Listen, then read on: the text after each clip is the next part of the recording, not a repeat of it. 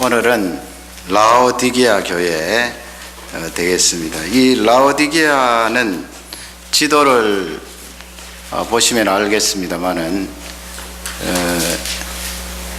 에베소 교회하고는 상당히 거리가 떨어져 있지요. 약 160km 동쪽으로 육지 안쪽으로 그렇게 들어가 있고요. 또 바로 위에 있는 빌라델비아 교회하고는 가깝습니다만은 대략 한 72km 그렇게 남쪽으로 그렇게 되어 있습니다. 지금 저 지역은 터키가 되겠습니다. 그러나 이 지역도 그 예수님 당시 주후 17년 또 지금부터 약 300년 전에 큰 지진이 일어나서 많은 유적들이 남아있지 않습니다. 이제 그림을 잠시 보고 말씀을 생각하도록 하겠습니다. 저 라오디게아 지역의 유적지 간판입니다. 표시판이고요. 두 번째 그림을 자세히 보시면 라오디게아 교회 그 유적 그 교회 터가 되겠는데요. 여러분 보이실런지 모르겠습니다만 돌이 그 중간에 보면 두 개 있는데 하나는 약간 크고 하나는 하얀 돌이에요. 그 돌에 보면 이렇게 십자가가 라인으로 그렇게 그어져 있는데 참고해서 보시기를 바랍니다. 이 라오디게아 교회는 안약으로 유명합니다. 그 가루로 만든 안약인데요. 당시만 해도 이 눈병이 나면은 어떻게 요즘처럼 쉽게 고칠 수가 없는데 라오디게아에서 생산된 이 안약을 갖다 바르면 이 눈에 치료함을 받았다고 그렇게 하고요. 또 양털을 사용해서 그 양털을 가지고 모직 그 옷감을 만들었고요. 또 뭐 요즘처럼 은행은 아닙니다만은 이 금융이 상당히 발달되어 있어서 이 도시는 7교회 가운데 상당히 그 재정적으로 풍성한 그런 교회다, 그런 지역이다 하는 것을 생각해 볼 수가 있습니다. 예수님께서 아멘이시여 충성되고 참된 증인의 모습으로 이 라오디게아 교회에게 편지를 내시는데 오늘 세 가지로 그렇게 살펴보기를 원합니다. 첫 번째, 예수님이 지적한 것은 너희들의 신앙이 미지근하다는 거예요. 미지근한 신앙에 대해서 예수님이 지적하시는데 라오디게아 교회뿐만 아니고 이 시대가 자꾸 지나고 또 요즘처럼 이렇게 문명이 발달되고 살기가 좋아지면 이 라오디게아 교회처럼 미지근한 신앙의 종들이 많이 나오겠지요.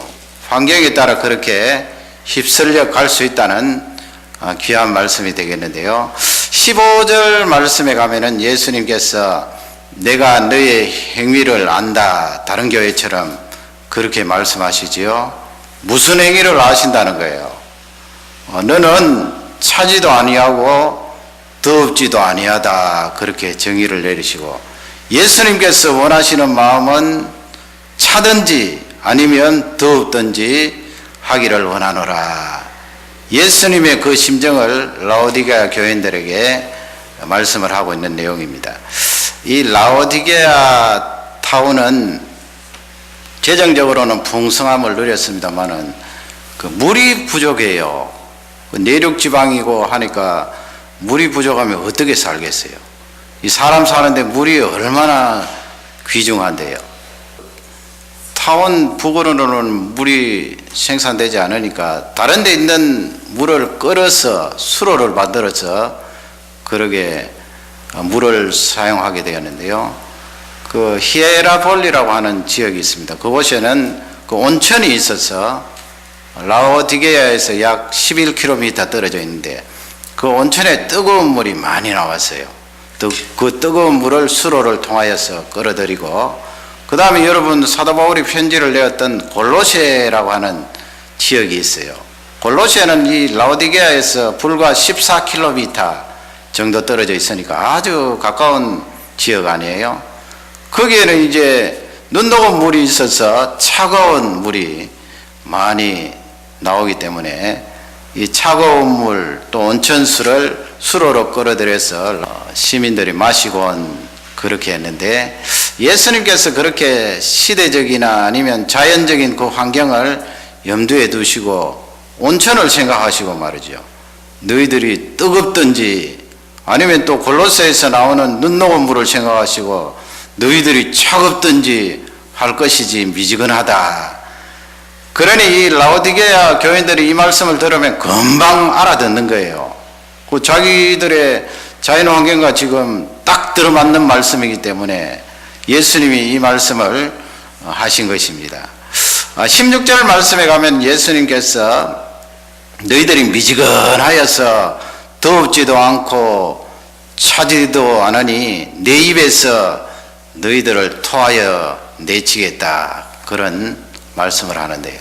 거기에다가 두 차가운 물, 뜨거운 물이 합쳐지니까 말이죠. 나중에 라오디게아에 도착하면은 미지근한 물이 되는 거예요. 사실 여러분 우리가 목마를 때 아예 차가운 물이면 얼마나 좋아요. 시원하죠.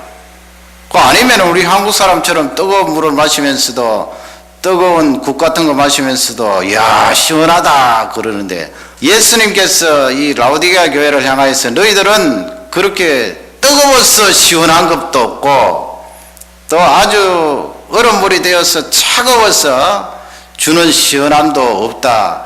왜 그렇게 미지근하냐 하는 것을 그 교회 교인들에게 말씀을 하셨는데 다른 말씀으로 바꾸면 신앙생활에는 중간이 없다는 거죠.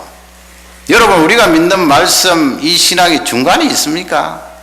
창세기 1장 1절에 보면 태초에 하나님이 천지를 창조하시니라 하나님이 딱 잘라서 말씀하시잖아요. 그 1절 말씀은 이 세상 뭐 요즘처럼 뭐 빅뱅이라고 해서 우주가 쾅 터져서 점점 확산이 되고 폭발에 의해서 우주가 형성되었다고 엉뚱한 말, 되지도 않는 말을 하는데 그쪽을 선택하든지 아니면 이 우주에 절대자가 계셔서 그분이 이 우주를 만드셨다. 어차피 우리는 두 가지 중에 하나를 선택을 해야 되거든요. 중간은 없다는 말씀입니다. 중간에 어떻게 들어갈 수가 있나요? 죄로 말미암아 우리 인간이 오염되었다, 죄인이다.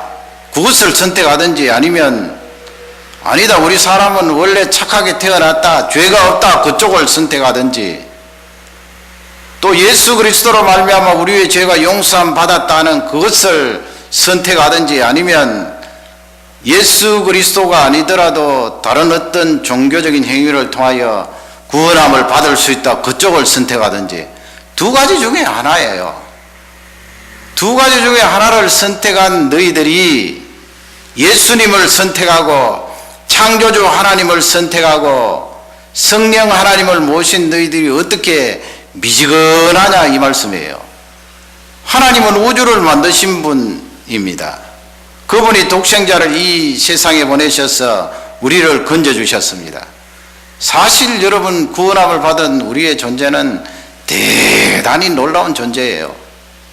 그 크신 하나님이 나를 사랑하셔서 나를 안아주시고 또 제3위이신 성령 하나님을 나에게 보내주셔서 나와 함께 하셨으니 그러니 여러분 나라는 이 존재가 얼마나 귀해요. 얼마나 놀라워요. 새 창조물이 되었잖아요. 그러면 새 창조물이 된 너희가 왜 그렇게 미지근하냐 예수님의 말씀이에요. 아브라함 링컨 때 남북 전쟁 시대에 그 북과 남의 그 바운다리가 있습니다. 경계선상에 있는 어느 타운에 사람들이 가만히 생각하니까 우리는 남쪽도 아니고 북쪽도 아니고 이러다가는 다 몰사당하겠다 해서 하나의 지혜를 생각해 놓았어요. 당시에 북쪽의 이 북군들은 푸른색의 군인복을 입었거든요. 그리고 남쪽의 군대들은 회색을 입었어요. 그래서 이 타운의 사람들이 의논한 끝에 그러면 양쪽 옷을 다 입자. 위쪽에는 북군 옷 푸른색을 입고 우리 바지는 남쪽 군대복인 회색을 입자. 그래서 온 동네 사람들이 푸른색과 회색을 입고 야 이제 남쪽이 오든 북쪽이 오든 우리는 할 말이 있으니까 다 살았다. 그렇게 생각하고 기다리는데 북쪽이 와서 이렇게 보니까 이 북쪽은 지금 북쪽도 그렇고 남쪽도 그렇고 독이 올라 있는데 이 바지를 보니까 남쪽 군대복을 입고 있거든요. 그러니까 그 타운에 있는 사람들을 살해했어요. 나중에 또 남쪽 군대가 이렇게 지나가는데 마을 사람들을 보니까 위쪽에 북쪽 군대 옷을 입고 있거든요. 그러니 또 살해를 했어요.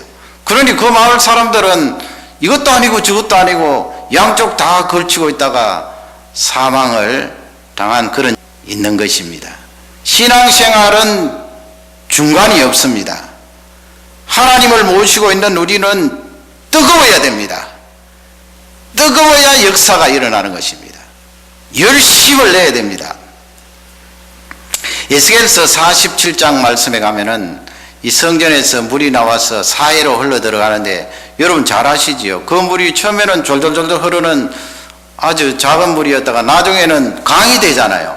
강이 되어서 소금바다인 그 여매로 흘러 들어가는데 아니 그 물이 흘러 들어가는 곳마다 변화가 일어나요.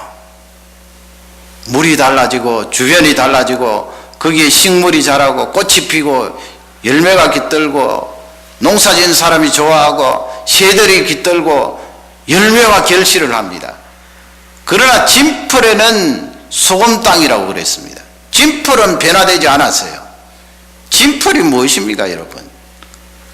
흙하고 물하고 섞여서 질퍽질퍽한데요. 하나님이 우리에게 주신 말씀이 있습니다. 지금 미지근한 이 내용과 비슷한 거예요. 진풀은 소금 땅 그대로 되어서 변화가 없고 열매가 없다는 말씀입니다. 예수님께서 이 라오디게아 교인들에게 너희들 뜨겁든지 차갑든지 미지근한 그 상태에서 벗어나라고 우리에게 강력하게 도전하고 있는 것입니다. 그러면 왜 이렇게 미지근하게 되었는가? 두 번째로 주시는 말씀은 이 정도면 하는 그 생각 때문에 그래요. 이 정도면 하는 그 내용이 어디에 있나요? 17절 말씀에 있어요. 17절 보시면 라오디게아 사람들이 뭐라고 말합니까? 교인들이죠. 나는 부자라 그랬어요.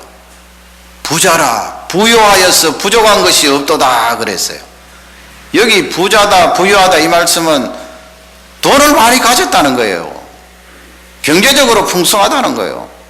그럼 옷감 만들어 팔지, 안양 만들어 장사 잘 되지. 그게 또 이 의술, 의학이 발달되어서 뭐 요즘식으로 말하면 의과대학이 있어요. 그러니 여러분 얼마나 이 타운이 돈이 많겠어요. 또 이 은행도 잘 돌아가지. 돈이 많은 거예요. 그러니 교인들이 하는 말이 나는 부자라 부유하여서 뭐 부족한 것이 없는데 뭐 돈 많다는 것입니다. 뭐 요즘식으로 바꾸면 우리가 경제적으로 좋아지고 살기 좋아지면 그런 이야기 하잖아요.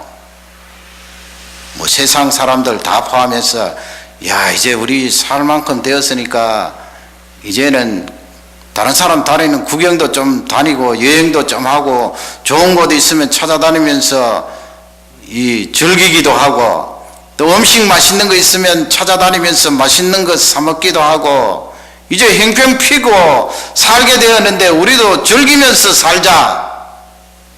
그 우리 한국이 그랬잖아요. 동남아시아로 다니면서 돈을 뿌려대고 나중에는 교만하여서 못 사는 가난한 사람들에게 가면은 사람 취급도 안 하고 말이죠. 돈을 막 뿌리면서 살았는데 우리 사람이 그런 것 같아요. 재정적으로 넉넉하고 돈이 풍성하면은 더 겸손해지고 하나님께서 이 재물을 주셨기에 이 재물을 선용하고 하나님 나를 위하여 사용하자 그런 마음보다도 자기한테로 돌아가는 거예요. 이젠 좀 고생 그만하고 살 만큼 되었으니 즐기면서 살자. 그것이 여러분 영적으로 영향을 미치는 것입니다. 그 이제까지는 뭐 가난할 때는 열심히 일하면서 땀 흘려 노력하면서 없는 시간 내어서 예배도 참석하고 기도 시간도 가지고 찬송도 열심히 부르는데 이제 이만큼 살게 되었으니까 나도 좀 즐기고 편하게 살아보자. 그래서 예배도 들어 빠지기도 하고 기도 시간도 줄이고 찬송 시간도 줄여버리고 말이죠. 말씀 듣는 것도 대충 듣고 그러니 이 육신의 상황이 영적인 삶에 영향을 미친 거예요. 그리고 자신의 상황을 생각하면서 해석을 하는 것입니다. 야, 이거 봐라. 외적으로 이렇게 잘 살게 되고 넉넉하게 된 것 하나님의 축복 아닌가? 하나님께서 복을 부어주셔서 이렇게 잘 살게 되었으니까 이제는 이만하면 됐다. 이 정도면 되지 뭐. 신앙생활을 적당히 하게 되는 거예요. 그러니 예수님이 볼 때는 그건 미직지근한 거예요. 뜨거운 것도 아니고 차가운 것도 아니고 마치 온천수와 찬물이 섞여서 라오디게아까지 오는 중에 미적지근하여서 이 라오디게아 사람들이 나중에 그것을 음료로 마실 물로 생각하고 마셨더니 못 마시겠는 거예요. 광물 냄새도 나고 거기다가 뭐 차가우면 아니면 뜨거우면 좀 마시겠는데 다 토해내는 거예요. 예수님이 그 말씀을 지금 하시는 것입니다. 영적으로 영향을 받았다는 것입니다. 그래서 17절 하반절에 보면은 거기에 예수님이 너희들은 지금 현재 뭐 부자고 가진 것 많고 부족한 것이 없다 말하지만은 내가 볼 때는 영적으로 형편없다고 말하지 않아요. 형편없다. 거기 보면은 가련한 것도 나오고요. 또 가난한 것도 나오고 눈먼 것도 나오고 벌거벗은 것도 나오고 예수님이 보실 때는 영적으로 처참하다는 것입니다. 아무리 잘 산다고 말하지만 예수님께서 바라볼 때 너 영적으로 너무나 가난하여서 거지 같다. 예수님이 바라볼 때는 눈이 멀었다. 눈 보질 못하네. 그리고 발가벗었네. 수치심을 말하는 거예요. 너 영적인 상태는 수치로 가다가다. 그걸 17절 하반절에 예수님께서 알지 못한다고 그랬어요. 전혀 그것을 알지 못하는 거예요. 그 돈 많은 것을 가지고 풍성한 것을 가지고 하나님께서 나에게 축복을 해주셔서 이렇게 잘 살게 되었다. 그러므로 이만하면 되지. 그렇게 해석하는데 예수님이 볼 때는 너 너무나 가난해. 너무나 수치스러워. 너 영적으로 보면 한 치 앞도 바라볼 수가 없어. 착각하지 말라는 것입니다. 착각 속에 빠져서 그렇게 신앙생활하고 있는 라오디게아 교인들에게 예수님이 말씀을 하시는데요. 우리가 이 눈을 가지고 이 세상을 바라봅니다만은 사물을 볼 때 보는 것이 다 맞는 것은 아니거든요. 착각을 할 때가 있어요. 잘못 볼 때가 있다는 것입니다. 특히 여러분 길을 잃어버렸을 때 캄캄할 때 물론 잘 안 보여서 그렇습니다만은 아니 잘 보여도 길을 잃어버리면은 내가 보는 것이 정확하지 않아요. 내가 생각하는 것도 정확하지 않고요. 그래서 산속에 이렇게 해마다 죽는 사람 있잖아요. 틀림없이 동쪽인 것 같은데 동쪽인 것 같아서 자꾸 하는데 나중에 알고 보면 서쪽이에요. 전혀 엉뚱한 방향에 가서 있거든요. 처음에 비행기를 조종하는 훈련생들이 대단히 위험하답니다.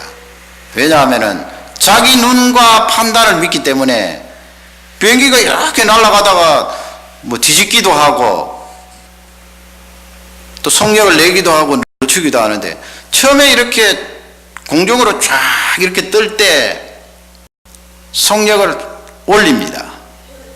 올리다가 어느 정도 높이 가서 속력을 낮춰버리면 떨어지는 것 같은 기분이 든답니다.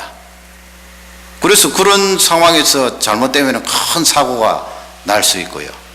또 이 바다나 이런 지역에 들어가서 훈련을 받는데 뒤집기도 하고 올라갔다 내려갔다 하다가 이 착시 현상이 일어나서 바다인지 하늘인지 모르고 오판을 한다는 거예요. 그럴 때 사고가 일어난다는 거예요.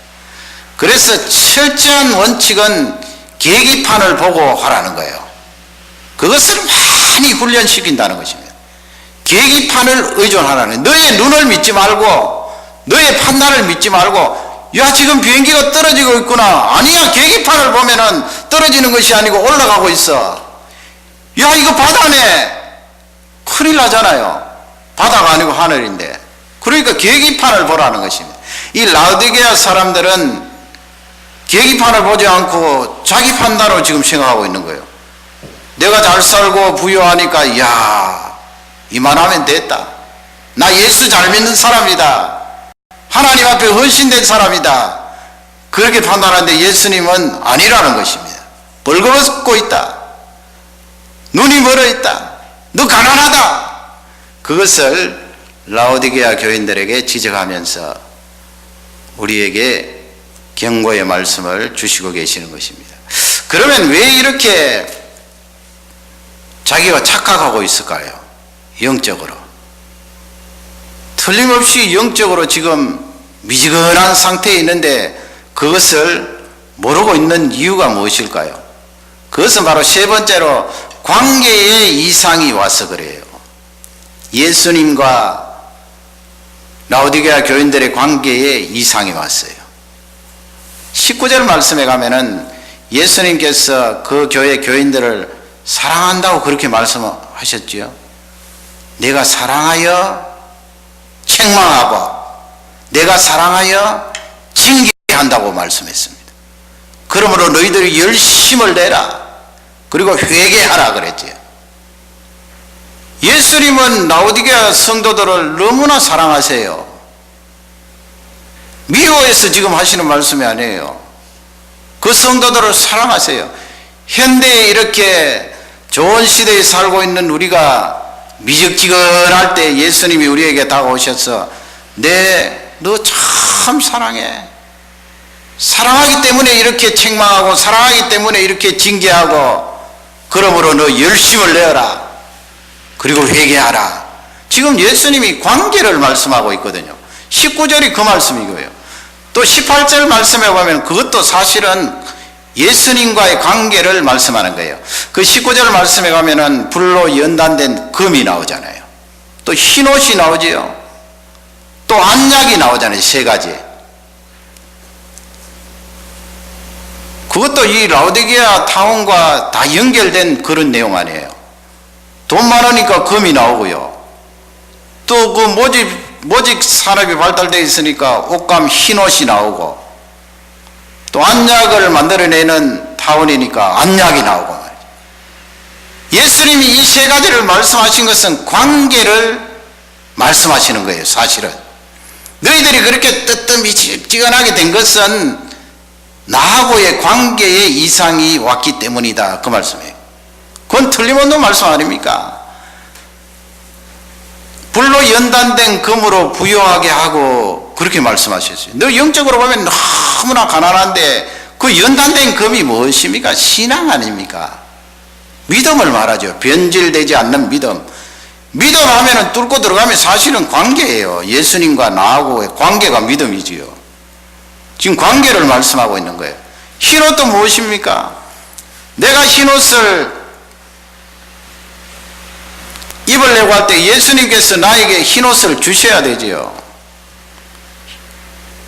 예수님이 나에게 주시는 흰옷 아니에요. 그것도 관계를 말씀하는 것입니다. 안약, 영적인 눈으로 볼 수가 없습니다. 안약을 사서 발라서 보게 하라 그랬습니다. 봐야 여러분 관계를 하지요. 예수 그리스도를 영적으로 보질 못하는 거예요. 이 세 가지는 다 관계를 우리에게 설명을 하고 있습니다. 그래서 20절에 가면은 예수님께서 그 유명한 말씀을 하시지요. 내가 문 밖에 서서 두드리노니 누구든지 내 음성을 듣고 문을 열면 내가 그에게로 들어가서 그와 더불어 먹고 그는 나로 더불어 먹으리라. 그래서 유명한 그림이 있지 않습니까? 예수님께서 저 바깥에서 문을 두드리고 계세요. 라오디게아 교인들을 향하여서 미지근해져 버린 우리 현대 신앙인들을 향하여서 내가 너를 사랑하노라 하시면서 문을 두드리고 계세요. 왜 문을 두드리고 계십니까? 그냥 들어와서 우리하고 이야기하고 음식을 나누면 되죠. 그러나 관계에 이상이 왔기 때문에 미지근해진 것 아닙니까? 내 신앙이 식어졌다 그렇게 말할 때는 예수님에 대한 그 관계, 그 열정이 식어졌다 그렇게 보면 돼요. 예수님과 내 사이의 관계가 탄탄하고 예수님을 향한 사랑의 열정이 가득하면 내가 왜 식어지겠어요? 어떤 사람이 저 그림을 보면서 문고리가 없다고 말해요. 그리고 안쪽으로 장만 오니까 예수님이 들어가실 수가 없는 거예요. 인격적이신 그분이 말이죠. 또 어떤 분은 그렇게 말해요. 안쪽에서 너무 시끄러워서 예수님이 노크를 똑똑똑 하시는데도 들리지 않는다는 거예요. 세상 소리로 시끌벅적하고 염려와 근심으로 시끌벅적하고 야, 돈 많으니까 즐기자 하는 그 말로 시끌벅적하고, 그러니 예수님이 바깥에서 아무리 노크를 해도 안에서 들을 수가 없는 거예요. 예수님께서 그렇게 라오디게아 교인들에게 와서 노크를 하시면서 문을 열어다오 말씀하신 것은 관계에 이상이 왔는데 그 관계를 회복하자는 말씀이에요. 들어간다는 것은 영접하는 것이고 들어가서 예수님이 같이 먹는다고 말씀하지 않았어요. 먹는다는 것은 관계를 말하는 거지. 너하고 내가 다시 관계를 회복해야 된다. 음식을 나누면서 그 관계가 바로 되면은 미적지근한 신앙도 뜨겁게 변할 것이다. 그래서 오늘 말씀은 그 초점이 관계예요. 라오디게아 교인들이 뭐 전도의 열정이 있었겠어요? 그 지경인데. 기도의 열정이 있었겠습니까? 찬양의 열정이 있었겠습니까? 말씀을 놓고 뜨거워하면서 눈물을 흘리는 열정이 없었어요. 그것은 예수님과의 관계에 이상이 왔기 때문에 그래요. 예수님과의 관계가 다시 회복되면은 전도의 열정, 기도의 열정, 말씀의 열정이 다시 회복되는 줄 확신합니다. 오늘 이 말씀이 우리에게 축복이 되기를 바라고요. 우리는 환경에 따라 다니는 사람이 아니고 예수 그리스도를 사랑하는 그 관계를 통하여서 늘 뜨거운 열정으로 하나님을 섬기는 귀한 종입니다. 이 말씀이 축복이 되기를 주님의 이름으로 축원합니다.